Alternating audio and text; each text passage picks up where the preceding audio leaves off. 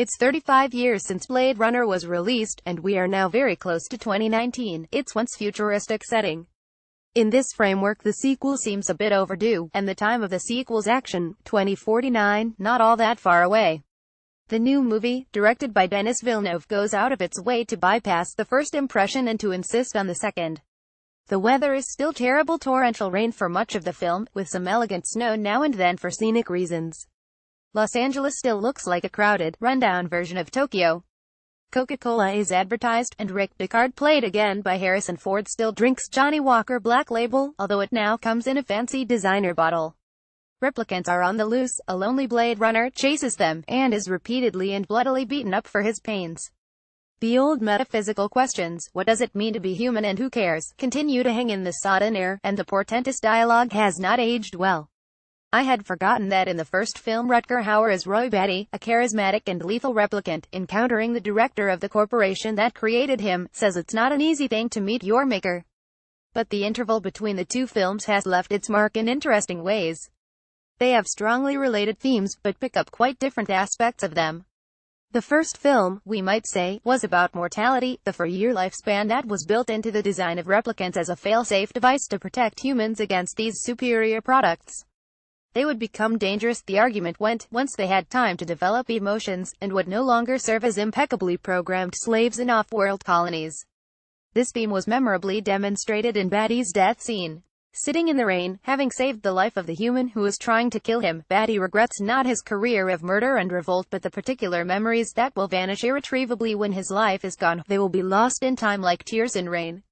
He pauses and then says, "Time to die." His head bows and he moves no more. He becomes not a corpse but a statue. The possibility that Deckard, the man whose life Batty has spared, is also a replicant has fueled thousands of discussions, and has the backing of Ridley Scott, the director of the first film. But that was not what the initially released version suggested, and if the second film seems to settle the matter categorically, we can still wonder whether this decision counts outside the second film's narrative.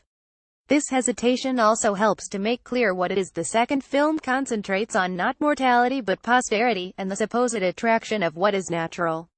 We could say the two films offer different answers, or different angles on the same answer, to the title question of the Philip K. Dick novel on which both are based. Do androids dream of electric sheep? The first says of course not. They dream of a removal of the fail-safe device, a technical modification that will allow them to continue in existence a little longer. The second says no, they dream of real sheep, or their human equivalents. They feel deprived because they are made, not born, as a character says in this film. In Blade Runner 2049, Ryan Gosling, chaser of replicants by profession, is himself a replicant. He doesn't have a name, only a serial number, shortened to K, and when he expatiates in front of his LAPD boss on the thought of having a soul, she, Robin Wright, fierce and firm as usual, tells him he has managed well enough without one so far. She is not really being philosophical, though, just reminding him that cruel jobs require cruel people. But then things happen, within him and in the plot. In the plot he kills a replicant and discovers relics buried in a casket, the bones of another, female figure. Scans show that she had been pregnant. Not only is the 4-year fail-safe device not active here, some of the replicant survivors have a concept date of 2021 or earlier, but replicants can replicate. The sinister head of the new ruling corporation, a character who combines fascism and mysticism even better than the old boss did, is very interested in this possibility. Natural childbirth could be a faster and better technology than industrial production. The plot twirls away from here and involves Kay in a search for Deckard, who is holed up in a ruined hotel full of holograms of Elvis Presley, Frank Sinatra and other heroes. After some serious mutual slugging that would have killed lesser replicants several times over, Kay and Deckard become fast friends. Roundabout here the old and new films meet up neatly and then part company. Both are interested in memory as a proof of some kind of reality and as a source of deception, and the new one is interested in phantoms in a way the old one wasn't at all. Perhaps familiarity with fakery is part of the legacy of the 35-year intermission. In the first Blade Runner, the technicians are not only shortening the lives of their inventions, they are experimenting with other modes of adaptation. One is to give the replicants memories, so that they can think about the past they never had. Implants. Deckard snarls at an unfortunate replicant who doesn't know her own story. Those aren't your memories. They're somebody else's. By a curious rule of this game, there are no false memories in either film, only borrowed ones. The memories are authentic, but living in the wrong place. The irony and pathos of Betty's awareness of what death means for him is that his memories really are his. He was part of the other program. And of course the chance that Deckard's memories, and especially the memory of a dream of a unicorn, are not his is what allows the suggestion that he was a replicant all along.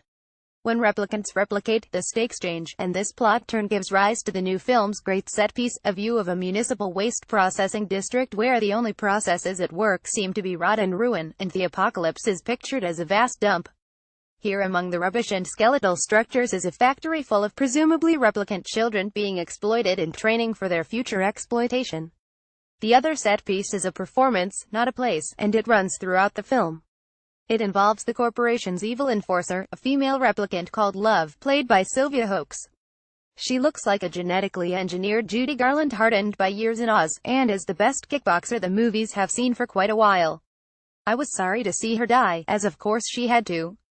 Perhaps she can be resurrected for a sequel to the sequel. The idea of the replicant child creates interesting terminologies. At the very beginning of the first Blade Runner we were told that replicants were not executed but retired. In the new film, faced with the task of finding and disposing of the child of the lady in the casket, Kay says, "I never retired something that was born before." Soon he will find himself saying to his boss, "I feel a little strange telling childhood stories since I was never a child." But what if he was? What if his implanted memories were not implants? Suppose he was, as his companion suggests, a child of woman born, pushed into the world. This wouldn't make him human, but it would give him parents as well as memories. I would have thought the echo of Macbeth was an accident if the film weren't so full of other, more recondite allusions to Nabokov's Pale Fire, for example, a copy of which appears on screen. And the Phantom's the companion who is urging Kay to embrace his genealogy, isn't even a replicant. She is what he prefers to real women, a purchased computer program called Joy, plausibly and engagingly represented by an actual actress, Ana de Armas, but in the story occupying vision rather than space, a mirage rather than a three-dimensional replica. Since she is one of the more real characters in the film, and Kay says she is real enough for him, we may wonder where this is going. Perhaps Electric Sheep, weary of mechanical physicality and borrowed memories, dream of phantasmagoric androids, and humans don't make it at all into the final cut.